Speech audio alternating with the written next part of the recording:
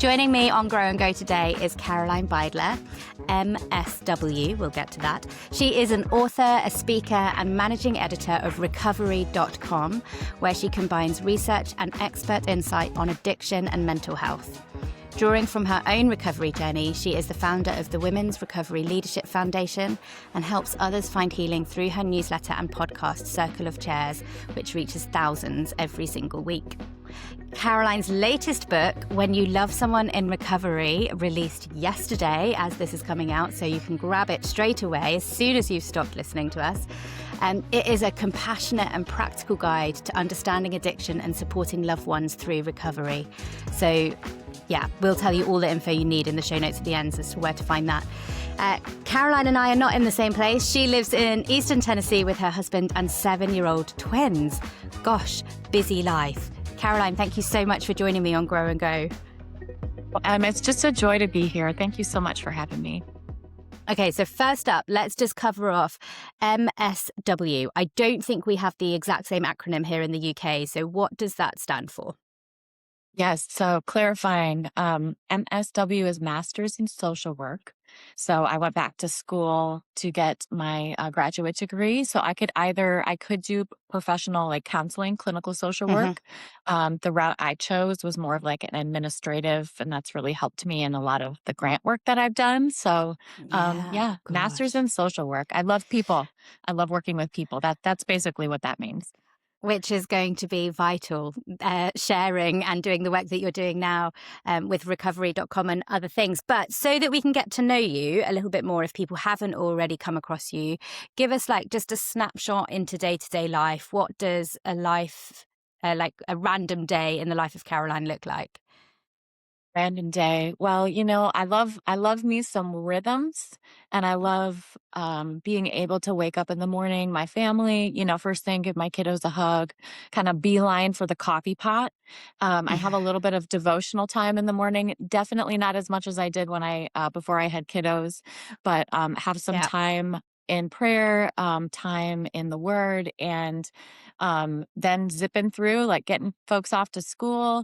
I love to move my body. So working out, I used to be a little bit, I don't know if obsessive is the right word. Yeah, probably. But now, being in my mid 40s, like I just love to be able to move and like not just see what my body can do, but just as like a gratitude, like, wow, I have this amazing body that God has made for me and given me. And what can I do today? Can I stretch? Can I walk? Can I lift some, 10-pound weights? So I'm in this season of kind of gratitude for just being able to move my body, and then jumping into work. Like I said, like you shared, I'm managing editor of recovery.com. So I get to look at, some amazing articles that we share, resources on our website. Recovery.com is created to help family members and loved ones, people seeking treatment, with a really simple, easy way to find what works for them. And recovery.com features treatment centers all over the world, including where you live, and where I live. So I get to do that. I get to write, books like that just came out. And, my life is, sometimes I have to pinch myself. It's really good, and I'm really grateful. And I also remember where I've come from, and that, I've also lived through some really hard seasons, and, and there's likely hard seasons ahead too. So just trying to be content where I'm at, and grateful to God for where he's brought me. Amazing.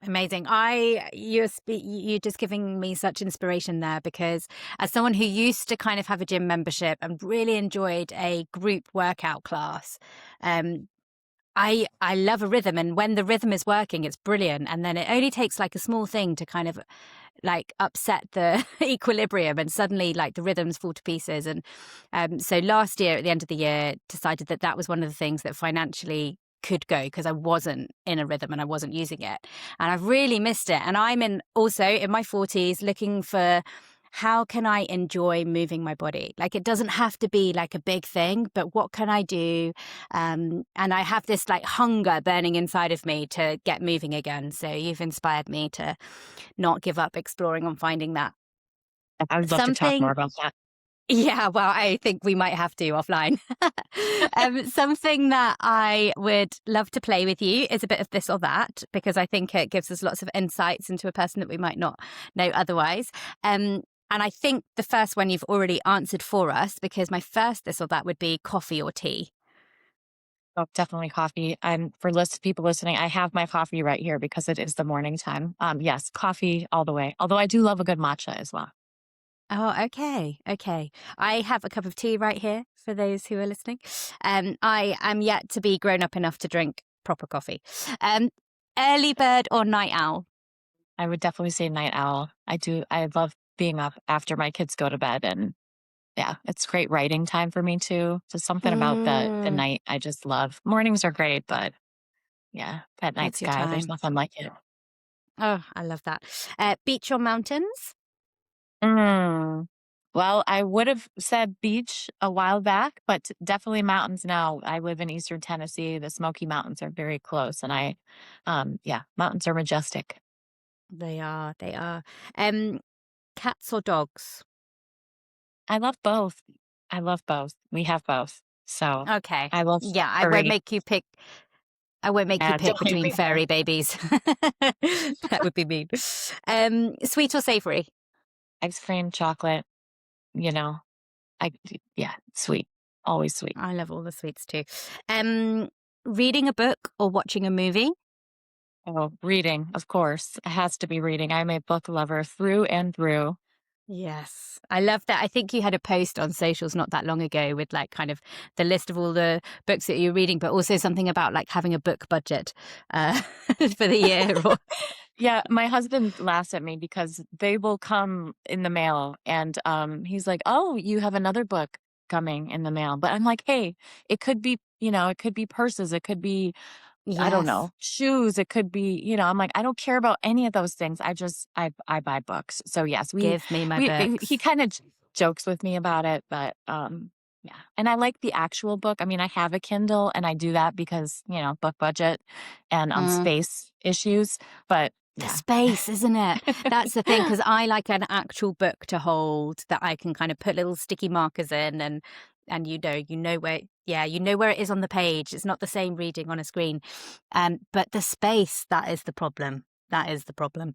I think in the next few months I might run out of space in my home for books. Um, Spontaneous adventure or a well-planned trip? Well planned. Yeah, so I'm a bit Mm. what type A. I like things planned out.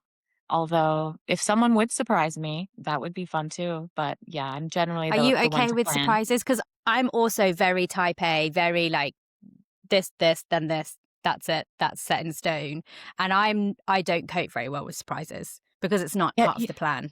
But you can do I think surprises? I think motherhood helped me with that. I remember when I was Okay. pregnant with the twins, I actually came up with their schedule, that was going to be what our new life looked like, from whatever time I thought they were going to wake up to go to bed. And I just laugh hysterically now at that because yeah, there was no, there was no They didn't get the routine. memo. No, they did not get the memo. So I think that has That's helped so my, funny. inflexibility. But yes. Oh, so good. And this one isn't a this or that. It's a do you have a favorite color? Oh, a favorite color. Well, you're kind of looking at I love teal. I love like the blue Snap. green deep teal and Yeah. yeah, This I is love why it. I've got this mug as Oh, well, because there it's it is. probably my favorite color too. I thought as soon Oh, as your screen appeared, I was like, that's such a cool color behind you. oh. Behind you. So we can be friends. And do you have a current, I say current because I think it can change, it's allowed to change. Do you have a current favorite Bible character? Staying. I've been really meditating on and just kind of hanging out in the book of Micah. So I have not so I'm Mm. learning more about Micah and I'm yeah, just meditating and spending a lot of time thinking about love and mercy and justice and so Wow. that's kind of a new shift for me. Yeah. And past years, especially early on in my own I'm in addiction recovery, it was the book of Psalms was really where I just lived because I Yeah. connected so deeply with the emotions and Mm. pleas of the psalmist. And so I think that was really where I learned too that the word of God is for me and Yeah. that I could connect with I could connect there. And so that is always a really like when I think back, just an impactful book. And so I'll do that. I'll have seasons where I'll journal through the Psalms. I have my books right there, or I'll do like a personal study just to kind of remind myself of Mm. like how I started just with my Christian faith. So but yeah, the book of Micah right now. Okay, I love that because I have a child called Micah. So Oh, that okay. And there so you that makes me go. happy. It is a Oh. great book, great minor prophet. But yes, tell us a little bit more about where this book, When You Love Someone in Recovery, came from. Tell us your journey to get to the point of recognizing that this is a book that is needed. Um, yeah. Yeah, well, it started, I think, in my personal experience, but it was something that was probably kind of, how things are just they're like back there. God keeps them in our heart, kind of back in our mind, and then they resurface. And it was a couple years ago, and I was headed out to a recovery meeting. So our church in Eastern Tennessee started a recovery ministry, and I was headed to this recovery meeting on a Wednesday night, which I had been doing. It was part of my rhythm every week. And my son, my twins were about three or Hmm. four. And I was headed out, and my son just turned to me and said, "Mommy, what's recovery?" And it was like, wow, that question is so important. Um, Mm. and I had experienced having to explain and also show with my actions what recovery is to my husband, because he met me and I had been in recovery for several years at that point, and he really didn't understand. And so it just kind of all of these like questions, and then I was hearing people talking about this at meetings, and I was, working with families and especially working with women who are like, I really just want to be understood. I want my family to understand what it means, because I think one of the like big myths we have around addiction recovery is that it's something that is connected to sobriety. Well, only sobriety. It's about stopping something. It Yeah. happens in secretive spaces. So like you can be in recovery like in the basement of a church, that's okay. Or you can go to, Yeah. With a like an secret AA. password to get into somewhere. Right, Yeah. exactly, like, we're wearing our hats and our fedoras and our, trench coats, Yeah. no one watch me as I'm going down the stairs into this basement space. We can that it was just a separate thing, but it was all about not using drugs or alcohol, when in reality, recovery is so much more. And so Mm. that question from my son led me on a journey to really dig into what the research shares. I have my personal experience. I've been working in the field for, oh my goodness, like over 15 years, and close to 20, which, yeah, that's wild. Um, but really looking at what is it? What is it? Mm. Really, what is it? What does the science say in terms of the neuroscience? And I had a good friend of Mm. ours who's really into that, help with a chapter in the book on neuroscience and, ways that we can look at what does addiction really do to the brain, and also what does recovery do? So Mm. really exploring these questions. And when I was struggling with addiction as a teen, that's when it was really, really hard for me. My family had no idea what to do. They had no Mm. clue what it meant. They thought that, I was doing something to them. They were angry. They were afraid. They didn't know where to turn for support.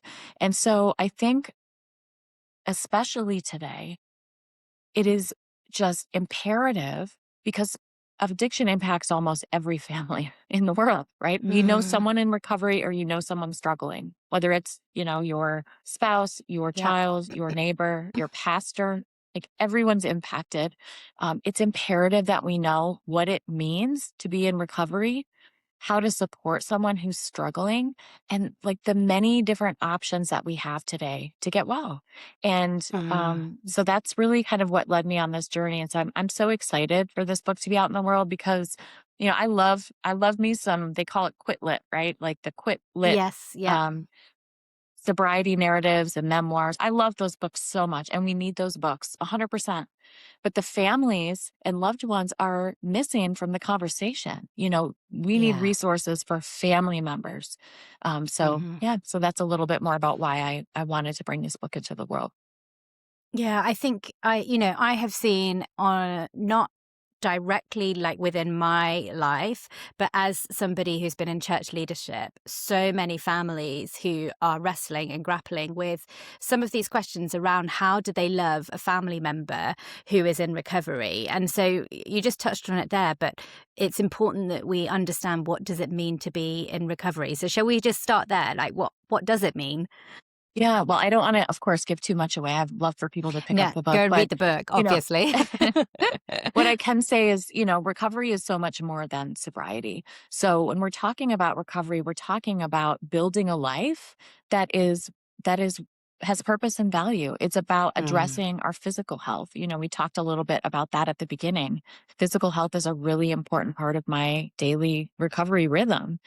It's about learning to take care of our bodies and our minds. It's about addressing mental health. Research shows that, and I can raise my hand here, most of us start using drugs and alcohol usually at young ages because something happened to us. So, mm, no one, and there was some type of trauma, and when mm. I was a teenager and really struggling with drug use and alcohol use, no one asked me, like, Caroline, what happened? It Yes. was, the question was, Caroline, like, what's wrong with you? Why are you doing this? Why are you doing this to us? It Yeah. wasn't what happened to you, that you are using Mm, drugs at 15, 14, 15, 16. And so I think when we start to understand that substance use is often like a symptom of something greater happening. mm, And then think about the spiritual implications, right? So many of us who are in addiction recovery have experienced a dramatic, I want to say, conversion. For me personally, I have discovered a deep personal faith through my recovery journey. And had I not struggled with wow. addiction, I doubt I would be have the same relationship with Jesus and have the same faith that I do today. So for families to understand that physical health, emotional health, spiritual health, there's all these pieces. And then, one of the things that I'm super passionate about is making sure families and loved ones know, people in recovery, we need a reason. We need a reason. So having that purpose in life is so important. And I would love to do more research on this, but I would say 100% of the people that I know today in long-term sustained recovery are really connected to giving back in their communities. They are in ministry. They're Mm, doing work with other people struggling with addiction. So that purpose is central and key to a sustained recovery. So I think, for families and loved ones to think bigger about what recovery is really key to being able to help show up and support them, because a lot of times we want, and I'm an affected family member too, we want our loved one to stop using drugs or alcohol, right? But mhm. what are we hoping for them? Like, what do we want What's for the bigger them? picture? Yeah. What's the bigger picture? What does God have planned? We know God says that he has a plan and a purpose for us, and that plan and purpose are good. Like, we need to be able to have that hope for our loved ones and show them that that's where they can get to, if they're struggling. So, yeah. Mm. What do you think are some of the biggest misconceptions or mistakes or sort of stereotypes that family members or loved ones around those who are in recovery make? Well, I think one of the biggest ones is this idea that treatment is like a one-time event.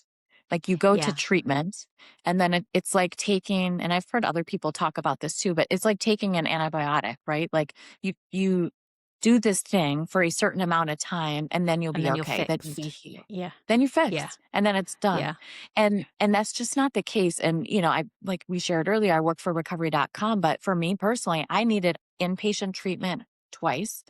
And then what really supported my journey was outpatient treatment and connecting with other people with lived experience. So peer support Mm. and Mm. recovery coaching. So I think sometimes families think, well, my loved one went to treatment, maybe they Mm. went 2 or 3 times, but it's not working. It's not working. They're Yeah. not getting better, or it's, something's wrong with them. They're not trying hard enough. We're not praying hard enough. But the reality is that addiction it's a condition. And there's different Mm. layers to it. It's a spiritual component, certainly, physical. Things change in the brain. And so over time, we need different types of support at different points along the journey. So if your loved one needs treatment multiple times, it doesn't mean they're failing.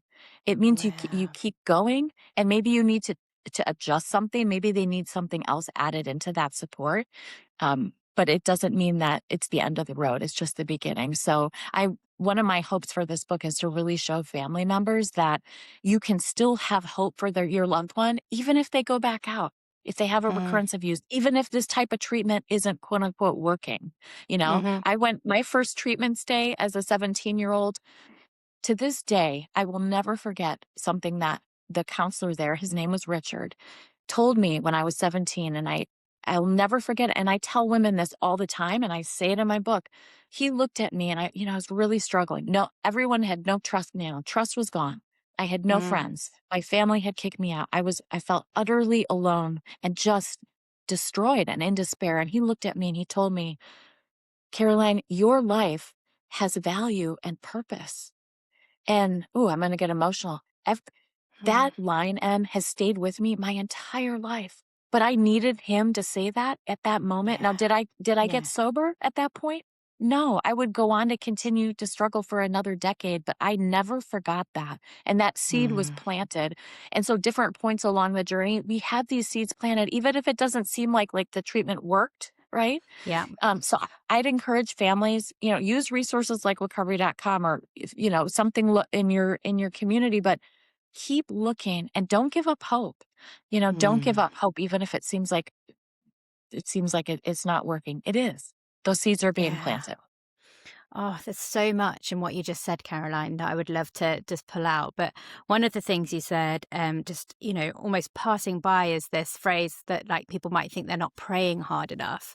And I think that's such a dangerous, but I imagine quite not popular, but frequent situation that maybe those in recovery find themselves, especially if they have got faith, find themselves feeling like not only are they failing in like not using anymore or the rest of it, but that they are failing in their faith. Because if they had more faith or if they prayed harder, then maybe they'd be healed and fit, like you say, like this idea of being fixed as opposed to being on a journey with Jesus. And I just, if anyone's listening and they're kind of in that place of feeling like they're failing at faith, or they're not praying hard enough, or they're not performing well enough for Jesus, I think that other thing that you just said that Richard said to you is your life has value and meaning and purpose right now, today, in this moment, not because of whether you are going to find sobriety, not because of whether you are going to succeed in the current treatment plan or program that you're on, but because you are a child of God and because he loves you. Like, because he just loves you as you are right here, right now, without needing to perform, without needing to, just this idea of performing for Jesus is just so sad. And yet we sometimes inadvertently pick it up from within our Christian circles and within our churches even. So, gosh. And then the other thing is the importance of hope. And I noticed that in the subtitle of your book, it says it's a hopeful guide to understanding addiction. And so how important is hope on a personal level for the person who is going through recovery, but also for those, as you say, like, why is it important that those around that individual don't give up hope? Well, hope is, it's so beautiful, isn't it? I mean, and it is, it's an anchor that we can connect to and that can stable us and kind of keep us, the ability to just continue floating when we feel like sinking, right?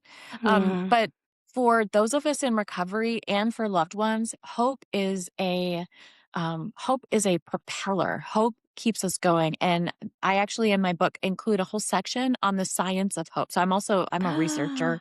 And so the Love. science, yes, the science of hope is so encouraging. And I hope it encourages folks who read the book, but basically what we've found, what researchers have found is that when loved ones have hope for the person who is struggling, have hope. So it doesn't mean when we have hope because they're doing better or because they're not Mm. using drugs and alcohol or because they're meeting our expectations for what their life should look like.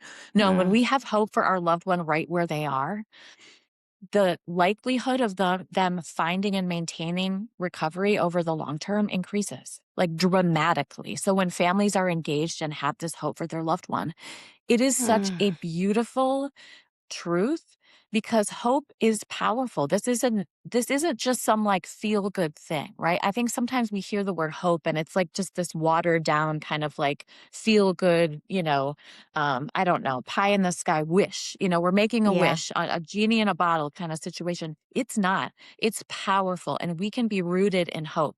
And so loved ones, I want to recognize that it can be really hard. Like it can be really hard to hope for someone when every worldly indication is that they are burning their lives up. Like they are, Mm, things are not going to get better. But we can have hope for our loved ones no matter what, and that's powerful. And I include this in the book too, but love goes right along with that.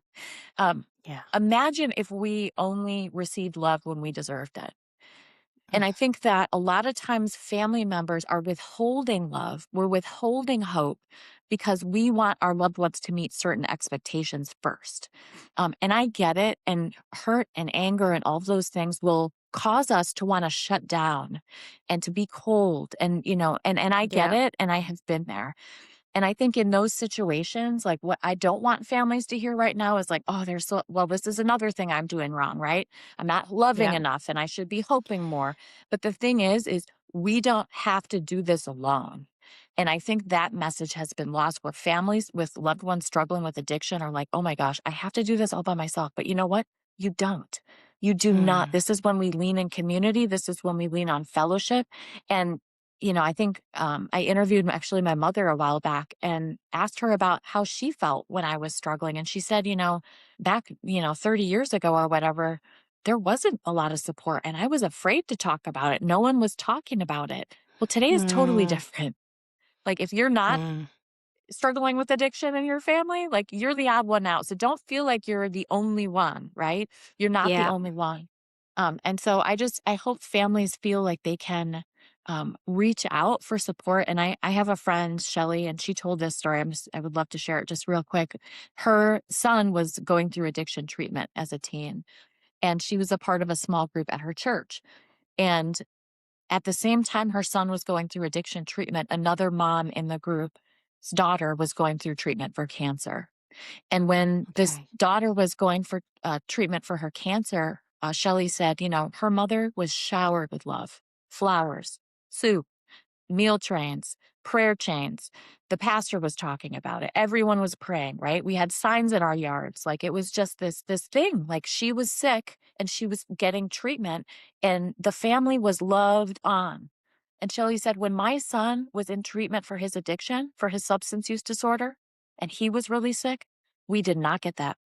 We didn't get that love. Mm, We didn't get that concern or care. No one was bringing us food. No one was saying they were praying for us. No one was talking about it with us. Everyone was kind of like, oh, it was this situation mm. they didn't even want to touch. She said, but our family was sick too, and we needed Yeah. that support. So I think it's a call to action for the church to really Mm, step up and see this as not just like a sickness, spiritual sickness and physical sickness, but like a challenge that families are really facing. And we need to love on each other, just as yeah. if we would love on someone going through any type of grief or divorce or whatever the thing.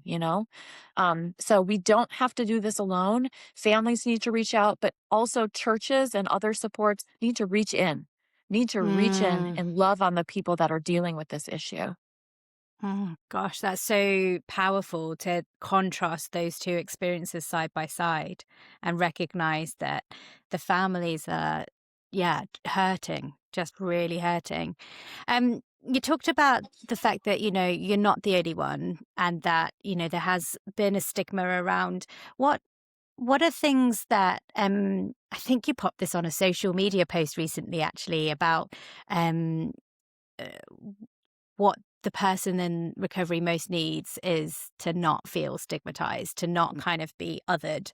And a lot of that can happen around the language that we use. So are there any top tips for how we speak about somebody that is in recovery, or the process in a way that is loving and kind and helps to really see the individual as opposed to put them in a box and give them X, Y, and Z label? Yeah, and I love sharing about this online, and I think it's so important. So thanks for bringing it up. But I think the biggest thing to do is just remember person first language. And we do this with other types of conditions. We do this, and I love this so much because we are people first. Like, yes, I'm a woman in long-term recovery, mental health, addiction, trauma, all the things. But I'm Caroline, and I'm a Yeah. person first, and I have loves, and I have interests, and I have hobbies, and God has made me multifaceted and complicated, my husband would say, and all of these things. My husband Um, would say the same. our husbands would get along, um, but we're so many things, and we're loved just because we are. And so I think one of the most damaging things we can say is calling someone by their condition, alcoholic, Mm, addict. We don't refer to our loved one as like, oh yeah, there's Sally the diabetic. She's or yes. someone the Yeah. whatever, cardiac person, or I don't know, like we don't refer to someone by their condition, the glutton or the adulterer. Like we don't Gosh, yeah. label, we shouldn't label, and Yeah. so keeping that in mind is really, really important. And I think for family members too, I touch on this in the book, but I did a lot of different interviews for the research of this book. And one of the things that surprised me was that not only do people in or seeking addiction recovery ourselves, not only do we feel that stigma, but family members experience secondary stigma. So they feel stigmatized because of their loved one's experience. So I think keeping in mind that when we're in this and experiencing this as families, we can probably relate to what that feels like to be othered and to feel not a part of and to feel like we don't belong. And so I wonder if we can have more empathy for that experience, and when we know what it feels like to feel stigma or feel othered or feel not a part of, I mean, just imagine what that person's struggling with substance use disorder. Because, I've never met anyone that said, "Hey, I wanna be, addicted to X, Y, or Z when I grow up." Like, it's not something you Mm. want for your life, right? It's not, yeah, And it's not so a kind of goal. having that. No, not a goal. No, not a goal. But having that empathy and understanding, for what that feels like can be helpful too. But absolutely be careful be careful, be mindful of how you talk about the person that you love. Okay. Yeah, that's so helpful. And speak to us a little bit, Caroline, about what does love look like in terms of if, say, perhaps the person that you are loving who is in recovery, if their behavior is not always reliable or maybe not always safe to have around, if you've got, I don't know, say small children in the home or whatever it might be, how do you keep loving somebody but also have boundaries for their sake, for your sake? What does that look like? Because we hear this phrase tough love is the thing. Where do boundaries come into it while still loving the individual that you know?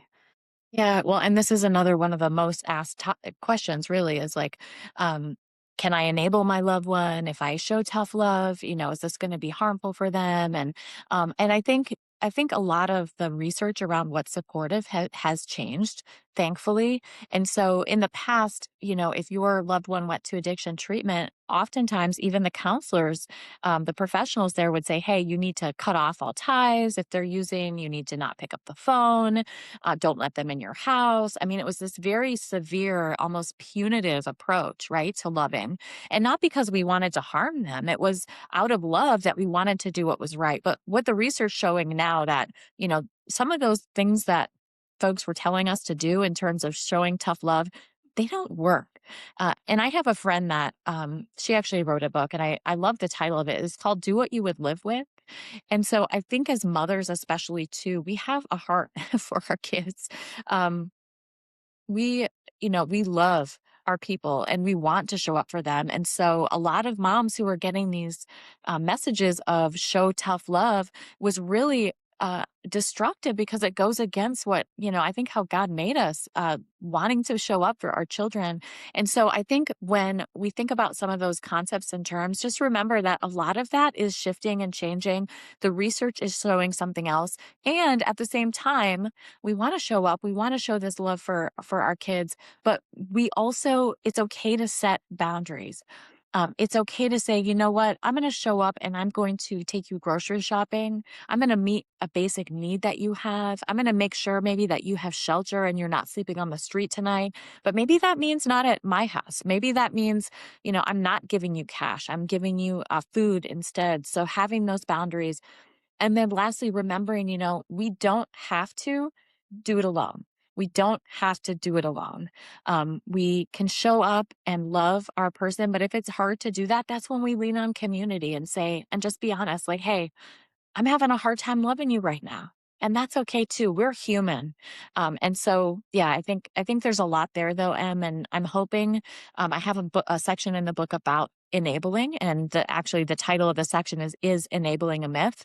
And I hope folks get a lot more from that in terms of how it's really helpful to show up and what could be harmful. So how do we love those, like you touched on this a little bit earlier with talking and comparing about the two families, one going through cancer treatment, one going through recovery treatment. If someone is an individual in recovery, how can they love their family well?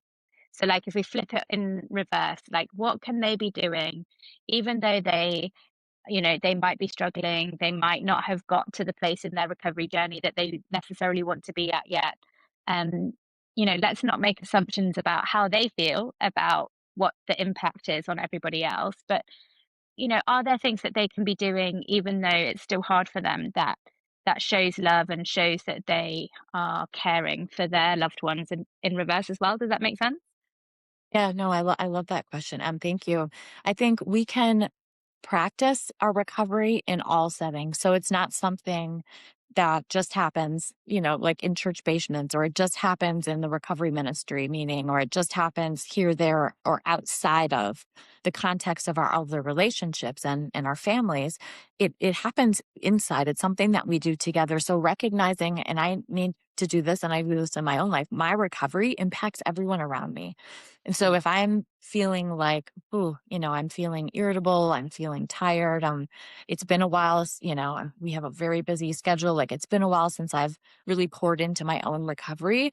Like I have to be honest about that with my loved ones. And I will regularly tell my husband, like, look, I have not had something for my recovery, like mine, like I write about it, I talk about it, but like I'm in recovery myself. So I need to pour into that. And so I have to have those honest conversations with him. And, we have younger kids. So I talk about what recovery means to them and bring them into it too in an age appropriate way. And it was so sweet the other day. I asked my son and daughter, who are now 7 years old, what is recovery?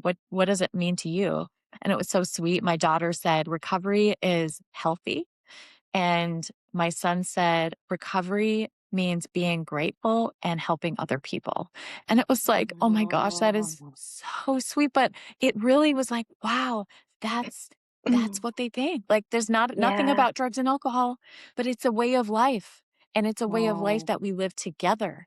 And so I yeah. think being mindful of that our recovery is not something separate or that we need to hide away or have it be just Mm. this part of ourselves, but it's something that can impact and positively influence the whole family.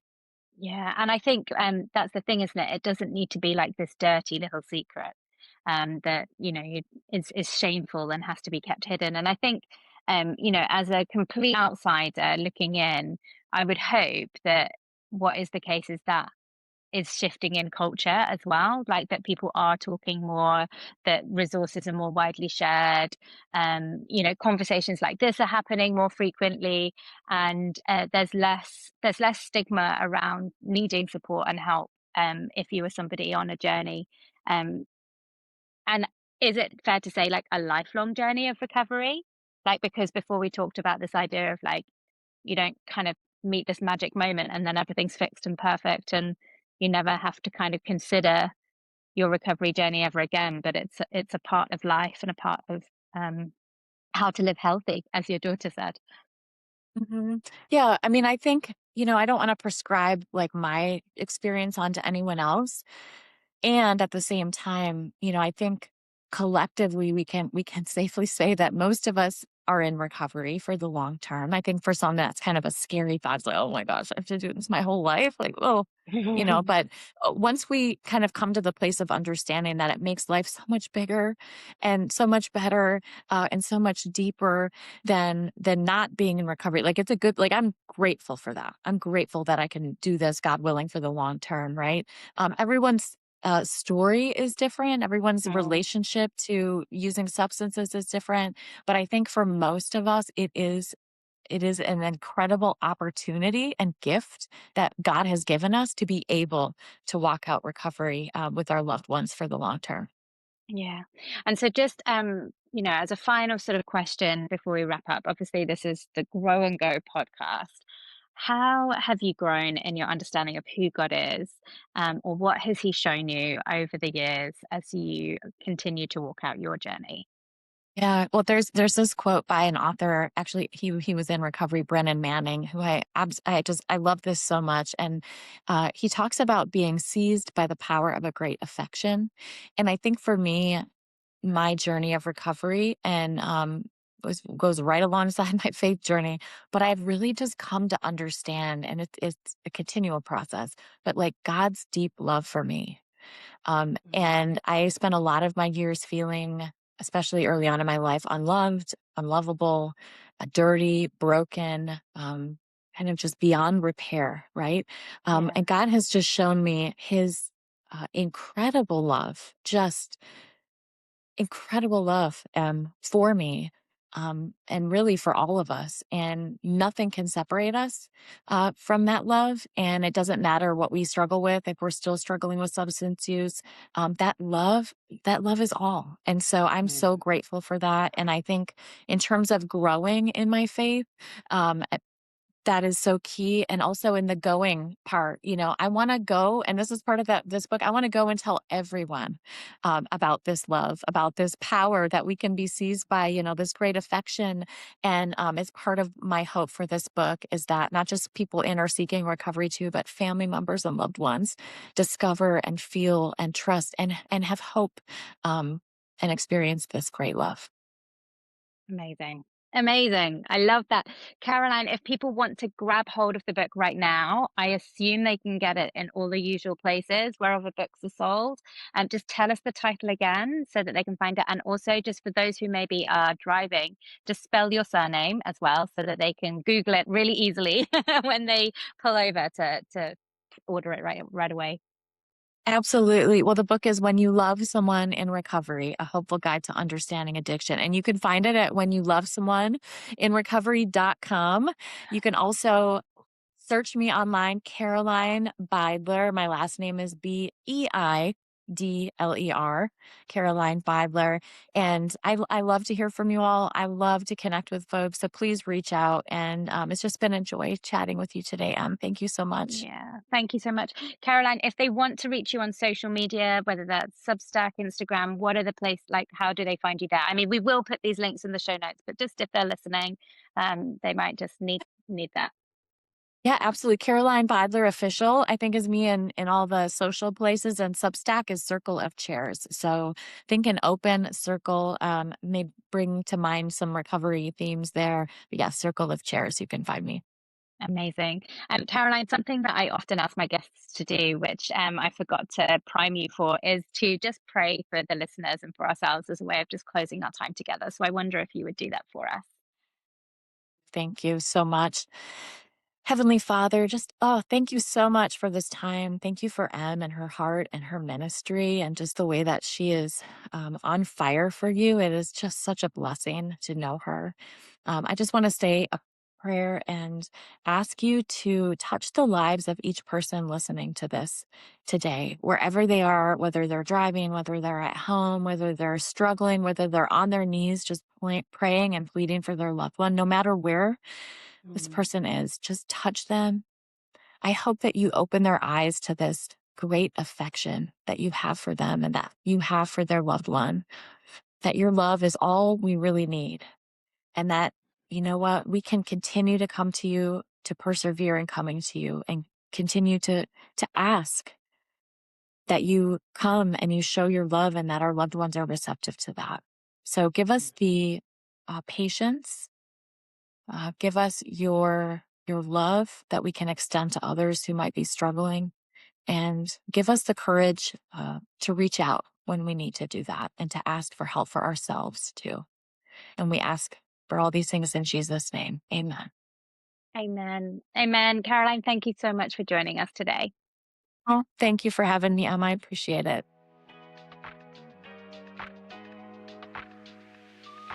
Thanks for listening in and hanging out with me today. If this encouraged you, why not share it with a friend?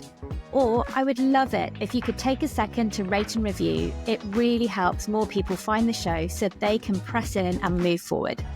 And if you want to stay connected, you can find me on Instagram at HelloMTyler or over on Substack at mtyler.substack.com.